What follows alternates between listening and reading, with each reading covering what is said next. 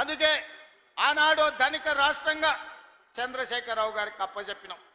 ఈరోజు దివాలా తీసిన రాష్ట్రంగా మా చేతికి అప్పచెప్పిండు. అందుకే మిత్రులారా, ఈరోజు ఈ సమస్యలు పరిష్కరించడానికి ఉన్నది ఉన్నట్టు వాస్తవాలను మీకు వివరించే ప్రయత్నం చేస్తున్నా. ఈరోజు రాష్ట్రానికి బడ్జెటు ఆదాయము తగ్గిపోయింది. బట్టి విక్రమార్క గారు పోయినసారి బడ్జెటు 2,91,000 కోట్ల రూపాయలకు పెట్టిండు. కానీ వాస్తవంగా మేము గతంలో వేసిన అంచనాల కంటే తగ్గించి ఆర్థిక పరిస్థితి అబద్ధాలతో ఉండకూడదని బడ్జెట్ను తగ్గించే పెట్టినాం. అయినా అంచనాల మేరకు ఆదాయం రాలే. ఇవాళ మేము పెట్టిన బడ్జెట్ 70,000 కోట్ల రూపాయలు తక్కువతో ఈరోజు బడ్జెట్ ముగియబోతుంది మార్చి 31 తారీఖు నాడు. మరి ఇన్ని కష్టాలున్నా మీకు ఇస్తామన్న మాట ప్రకారం సంక్షేమ పథకాలను ఈరోజు అమలు చేసే ప్రయత్నం చేస్తున్నాం.